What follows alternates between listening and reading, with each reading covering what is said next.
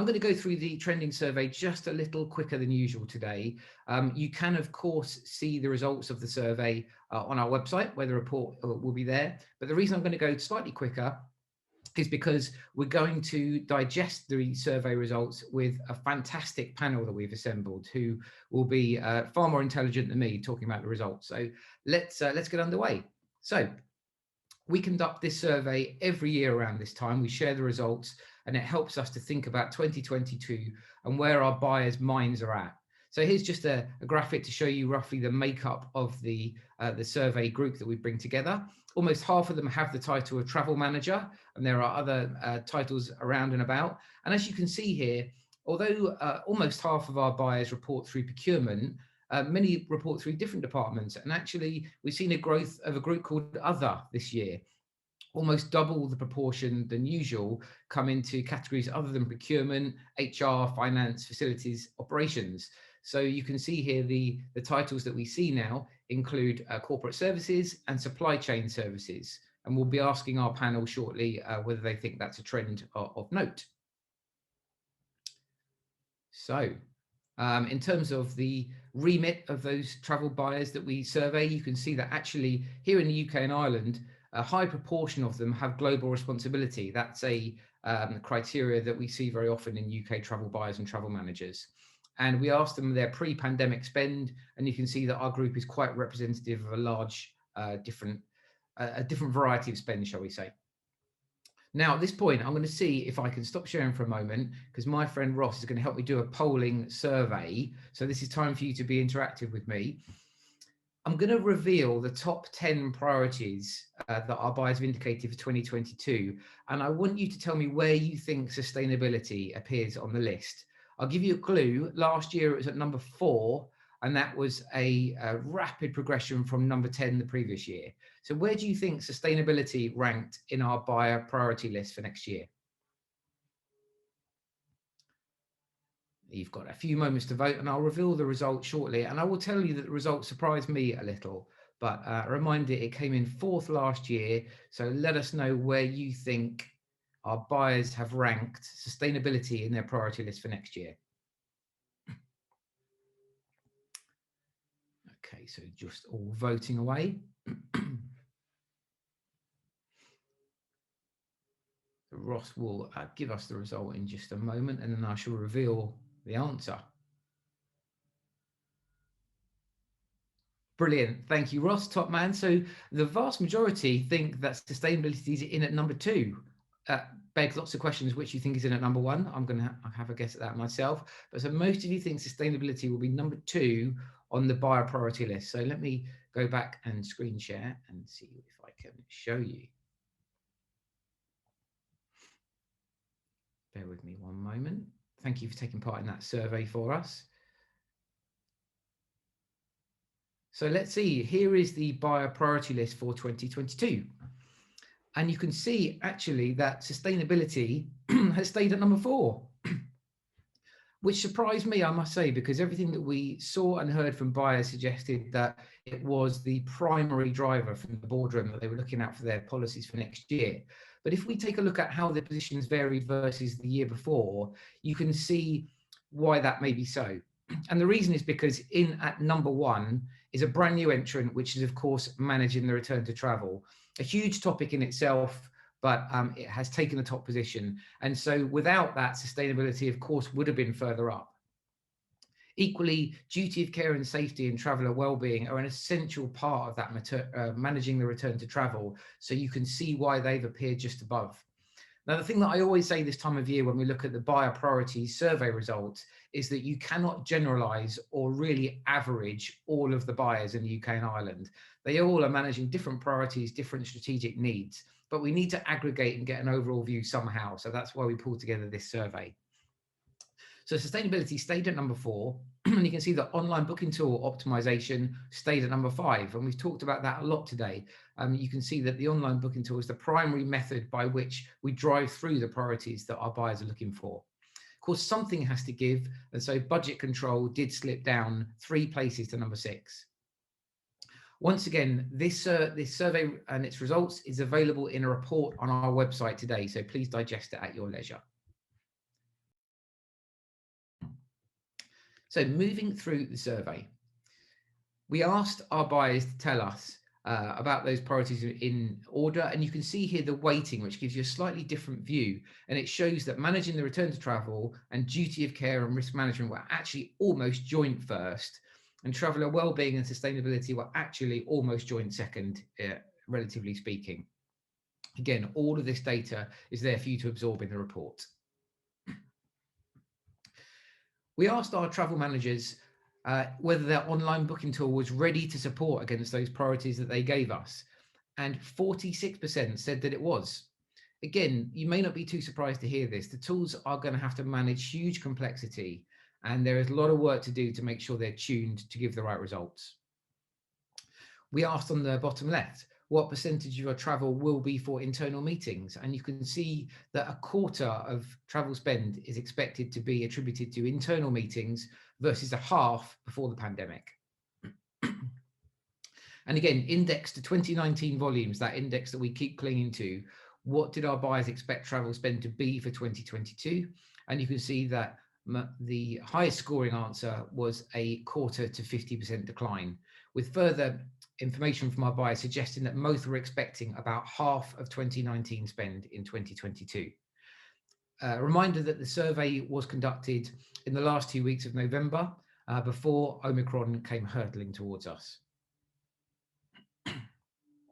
In terms of the biggest issues and challenges, again, the government, quarantine, border control and testing requirements are significantly the biggest challenge facing our buyers and driving the complexity that they're all seeing day in, day out. Sustainability now figures second as the biggest challenge they're looking to overcome through their policy. We asked our buyers, is your programme ready for post-Brexit travel within Europe?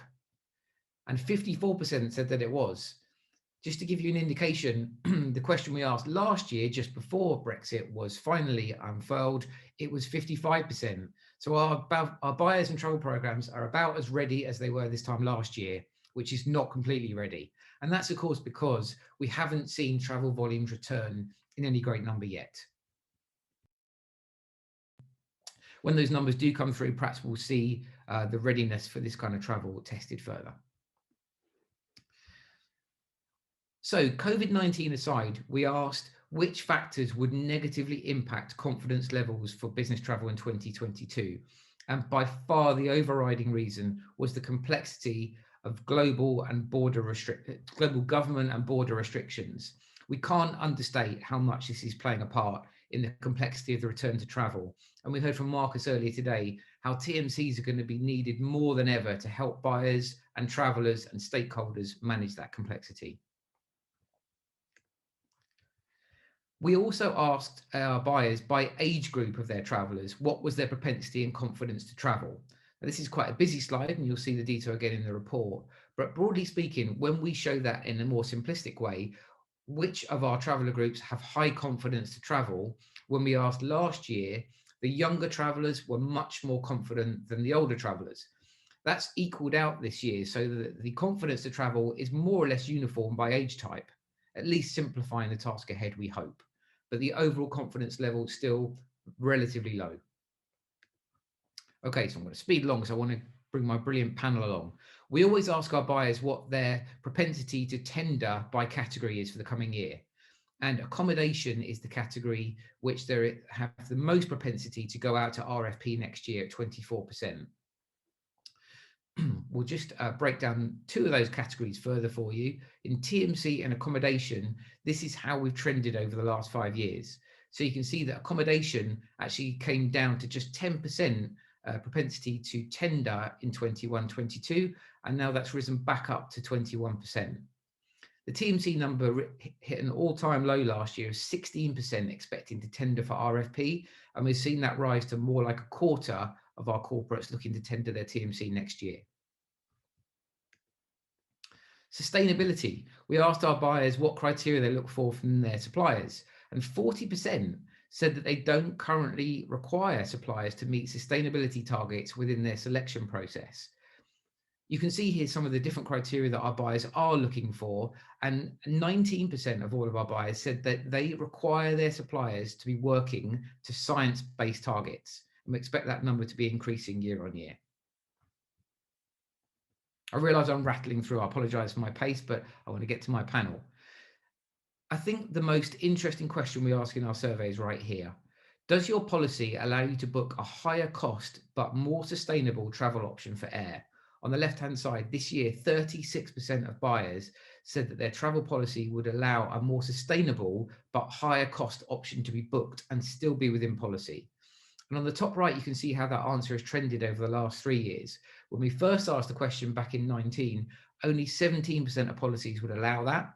Now 36%, and that's a very significant direction of travel.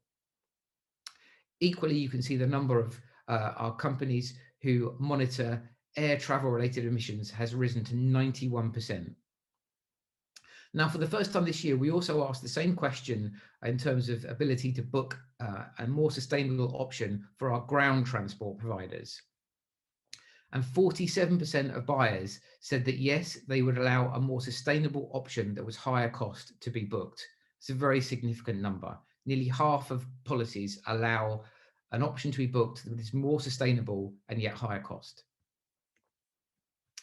In terms of emerging trends, for our 3 big themes that we always cover in ITM conference, traveller wellbeing, sustainability and diversity and inclusion. This is the degree to which travel policies specifically address them. 74% of policies specifically address traveller wellbeing. 53% specifically address sustainability in their written policy. And a rather disappointing 32% of policies directly address diversity, equity and inclusion. Let's take a look at that again in some more detail, and you can see how that's evolved over the last year. In all 3 cases, policies reflect these 3 priorities less well. So down from 53% to 32% of our travel managers' policies directly address diversity, equity and inclusion. A worrying trend, and that's something that we need to work on together as an industry. We've of course seen the rapid rollout of technology among our buyer programs, and 2/3 of respondents said that they've introduced significant new technology into their programs. And they include corporate cards, chatbots, enhanced platforms, and travel assistance apps and services. We asked our buyers, do you expect your TMC commercial model to change as a result of the pandemic? And nearly half, or rather just over half, said that they did not expect to change to their TMC model. And of those that did expect to see a change, most thought that it would be a blend of the various options available, including management fees, subscription models, and menu-based pricing. 54% of buyers said that they would be open to changing the structure of their TMC agreement to support the recovery. We also asked in our survey about modal shifts, and you can see here that in general, less modal shift is expected in 2021. That's probably because the base has shifted somewhat as we've gone through the pandemic.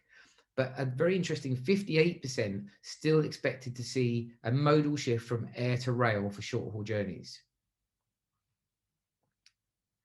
Now our travel managers and their role. We asked, has the pandemic affected your profile and value within the business? And only 5% said that their role was coming under pressure and seen less favourably in their business, which was really heartening to see. And 58% said that their role had a higher profile and value in their business versus pre-pandemic.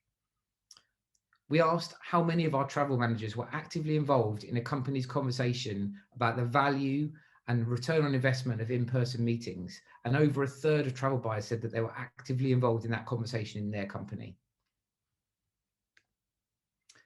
We asked about, of course, evolving responsibilities as well. And our travel buyers said that these were some of the areas they were additionally taking on to enhance their role. Many of our buyers have been asked to take on additional responsibility through the pandemic. Now, in conclusion, of course, we're entering a new era for business travel. And there's clearly going to be an increased focus around sustainability.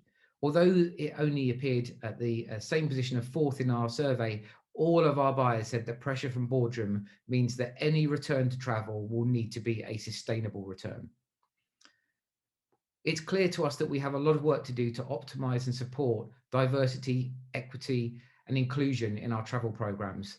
And this is not a buyer-specific issue. All of the travel ecosystem needs to help our buyers to meet this growing demand.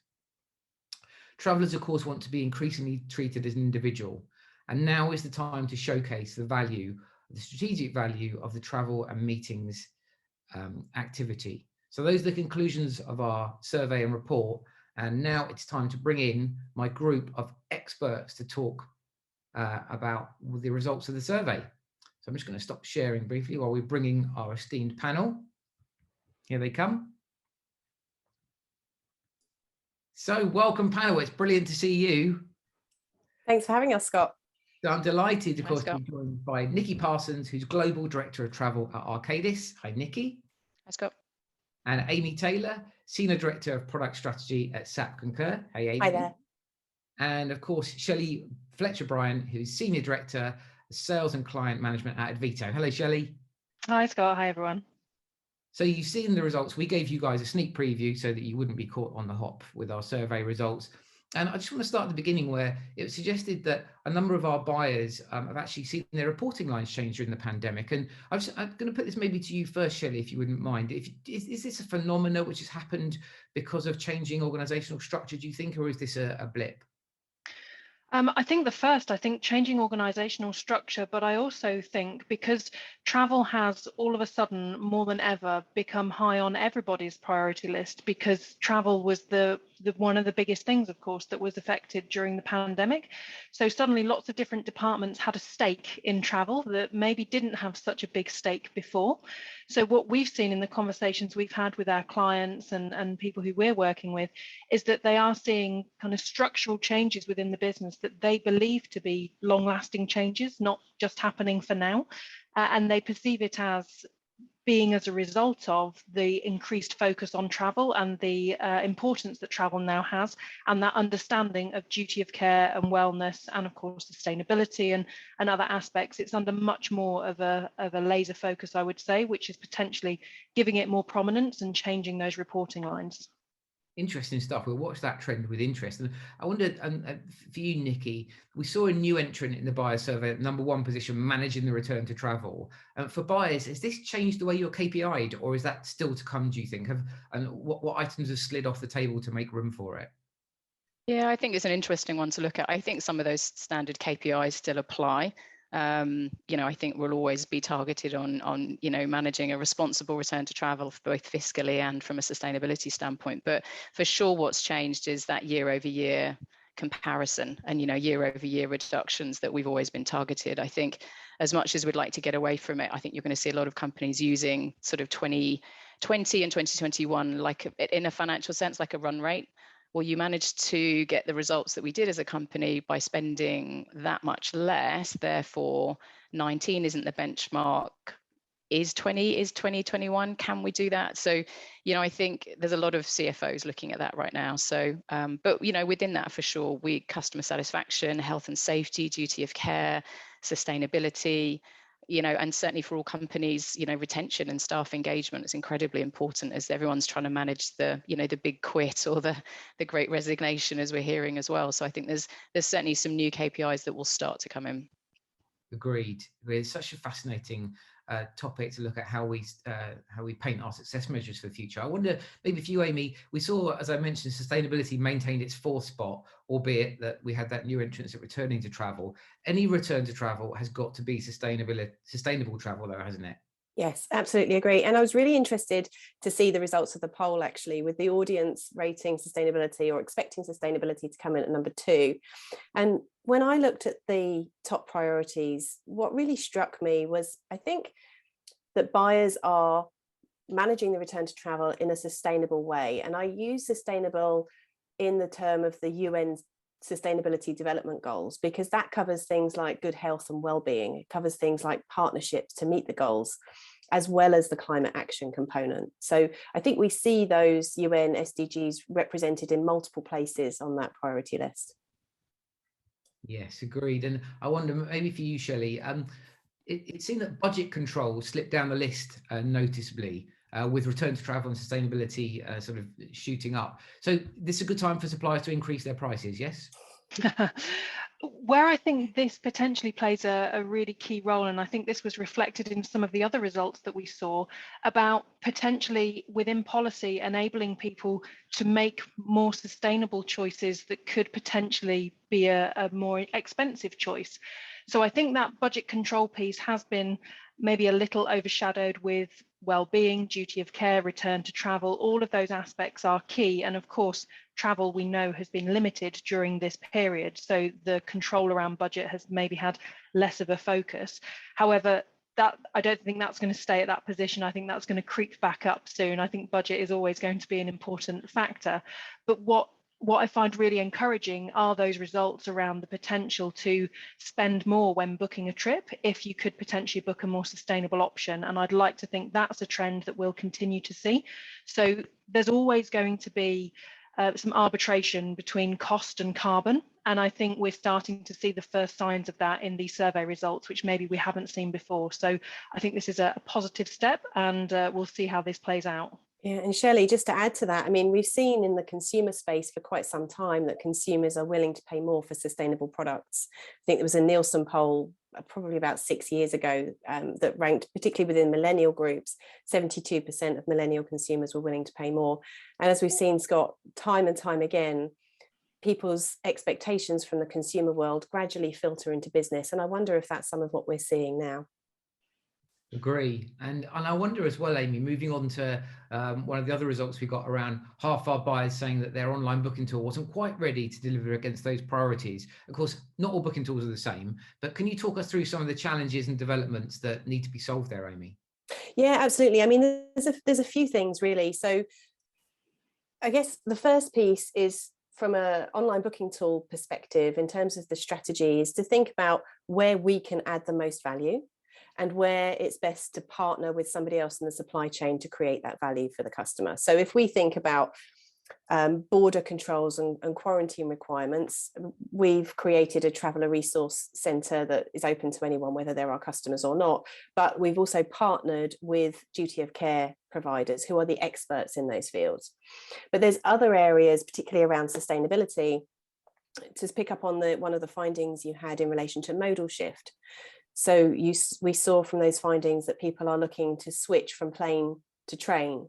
And that also confirms some of our research in terms of that's the first step that a lot of buyers undertake when they're trying to make their programs more environmentally friendly, shall we say.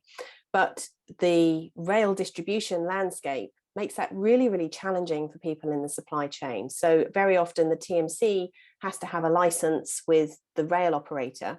So part of our future strategy is to try and remove some of those challenges, try and remove some of those licensing challenges to make sure that rail is available to everyone, regardless of where it is you're booking and where you're traveling. We solve that a little bit today with our TripLink solution, but we're looking to make that broader. I think that's probably one of the challenges that we'll see. Also, in relation to sustainability, one other point is that the EU are looking at changing legislation and evolving legislation to help create some standards. So I think that's potentially one area where we may see some of this becoming a bit easier. Good stuff. Agreed. Lots to work on, and good to see the work being done there. Maybe moving on to the section of the survey talking about RFPs, Nikki. It seemed that there is a further decreased appetite for RFPs in the coming year. What do you think is driving this? And is this an initial thought that may actually change going forward? What about what's your own outlook on what the supplier sourcing landscape looks like next year?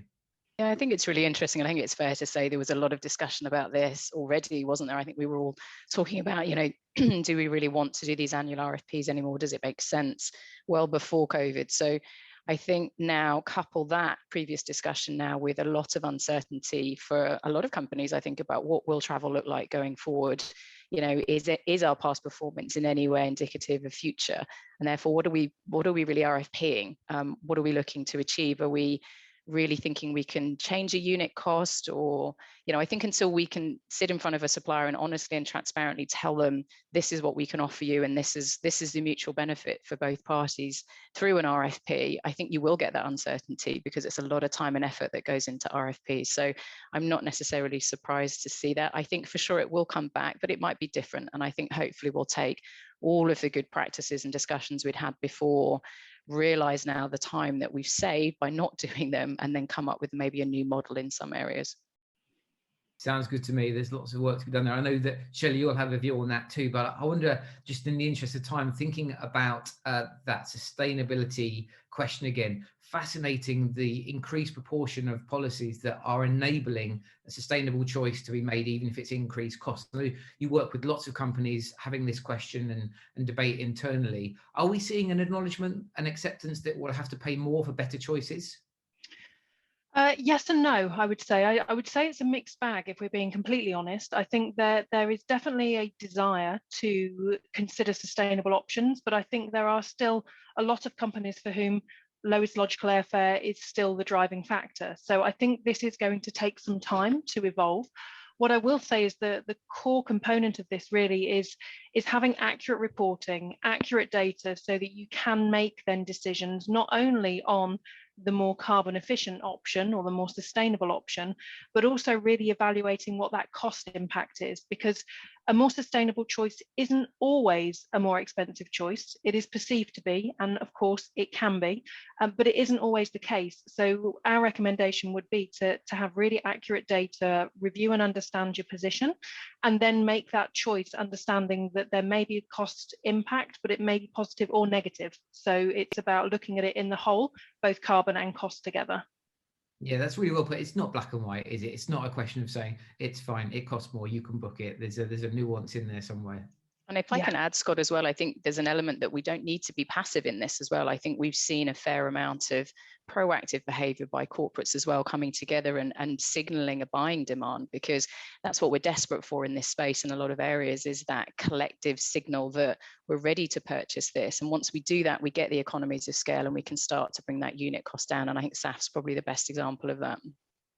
And maybe a question here for you, Nikki, and Amy too. I'll start with you, Nikki. You saw from the survey the challenge that we're having getting diversity, equity and inclusion reflected in our travel policies.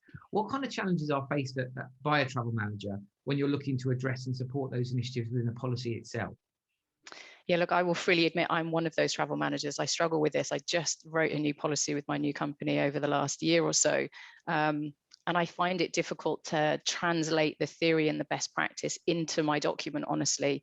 Access to data is really tricky, obviously, from a GDPR standpoint. How do we get access to that to bring the individualization that we know needs to come with it in order that we address it, fairly and responsibly? And then again, it's so new, I think, getting examples of what has worked and what's really delivered a positive version of personalization. So yeah, I don't have the answers on that, but for sure I'll be looking out for best practice, because we know we need to do it. There's definitely a willingness to do it, but I think it is challenging. And I think as well, one of the challenges there, Nikki, is that from a buyer perspective, you can only include in the policy items that the supply chain can support, right? So as Scott mentioned earlier, in the preamble to this, it takes the whole industry to come together to solve this. Agree. And another thorny topic, the TMC fee model. Shelley, always interested in your view on these things. Has anything changed yet? And if not, why not? What are you seeing with the companies you work with? There's a real, I would say, a real appetite and intrigue for change. What I would say is that there are complexities, and I think there is a hesitancy to maybe move forward with new models. I think what this period has given us has been an opportunity to look at models in more detail than maybe we have done before, because that transaction model doesn't really make sense when there aren't transactions. There's different reasons that have prompted maybe more discussions now than have happened in the past. One of the key areas that we're looking at around different structures and models will actually link to sustainability. So it's not defined yet, but I think there will be some innovative approaches to it, but it's going to come down to confidence in taking that leap of faith to try something new and try something different when there's so much uncertainty in terms of volumes and what travel will look like. But I think a few brave souls will jump in and maybe give it a go at looking at some new models. Interesting. We're still in that place where we're open to it, but we're not yet making that step, are we? So yeah, we're watching with interest to see that. Nikki, towards the end of the survey, we saw it was really pleasing to see how the profile of travel managers and their business has remained high and in many cases increased further. How's your role and the way you're perceived in the company that you work with changed, and have you taken on extra responsibilities? Yeah, well, I mean, interesting. I started a new job just in that March as we were heading into the pandemic. So very much thrown in the deep end, straight into the middle of a very senior corporate COVID committee and task force. So, you know, you're right in there with a whole sort of range of senior managers. And I think, you know, none of us knew the answers, and I think that can be quite humbling, and it creates empathy, and you get a sense of trust, I think, quite quickly when you're all, you know, really trying to figure stuff out as you go. And you've had to be very sort of multifaceted. It isn't just about a unit cost, it isn't about just saving money anymore, you know, and I think that's played into some of the role changes as well. It's very much about duty of care, and you've been liaising with workplace, with HR, with security, with a whole bunch of teams that maybe you haven't had that crossover before, and that's given you a platform and awareness. I think a lot of people have probably shown skills that maybe their bosses didn't know they had, because they've had to really multitask and figure it out as they go. And as we know, adaptability and all of those skills are incredibly important, and we know a lot of travel managers have them. So I think we've had that platform, and yeah, I hope it lasts. I think that's what we all need to look at now, is how do we maintain that, and build out and absolutely take on more responsibility if that's what you want to do. Well, I could talk to the three of you about this survey all day long, quite literally, but we were just out of time now. So I'm going to have to ask a really short answer. I'll go to each of the three of you. We saw that more than a third of our buyers are getting involved in that conversation around the value of an in-person meeting in their company. Very briefly, maybe if I could start with you, Shelley, and then Amy, and then Nikki. Any tips for people to get involved in, and if it's not happening, starting that conversation in your company? Yeah, I think a few things is about really understanding the purpose of the meeting and the value that it brings back to the business, but also considering that personal connection and how important that is, and that balance that we need to consider when looking at that return. Yeah, absolutely. And I think a number of the people that you've had on during the course of the day have talked about the need to identify the value and the need to work with multiple different areas within the business, reflecting many of the buyers working more closely with their HR teams, particularly in relation to the return to travel, and identifying the return on investment for travel. We're also bringing in an integration between SuccessFactors, which is SAP's HR tool, and Concur Travel to help be able to identify that same individual across multiple platforms, to try and bring some of that data together to make that easier for people to ascertain. Yeah, I guess I would great points obviously from those guys as well. I guess I would add that, you know, look at what your company's really targeted with next year. Look at what 2022 looks like for your CEO, CFO, what they got to achieve. And for sure, I think you'll find, you know, voluntary attrition is one of the items on there. And think about, you know, a lot of us can do our tasks in any company. What keeps us to that company? It's that sense of belonging and purpose and community. And it was interesting, I will be quick, but I was on a senior leadership call earlier this week, and everybody was asked to reflect on 2021 and what they've sort of learned from it. And I'll say most of the senior leadership talked about an example where they got to meet in person with their colleagues. And that's so insightful for me. And I will absolutely be playing that back to them. And I'm sure a lot of your leadership teams will be the same. Well put. I heartily concur, Nikki. My favourite moments of the year was when I was able to actually get together with this brilliant community, which we'll hope to do lots of next year. But a massive thank you to my wonderful panel. Thank you for giving us further insights into the results of the survey. Really appreciate your time. Thank you. Thanks, Scott. Thanks. Thanks. See you soon.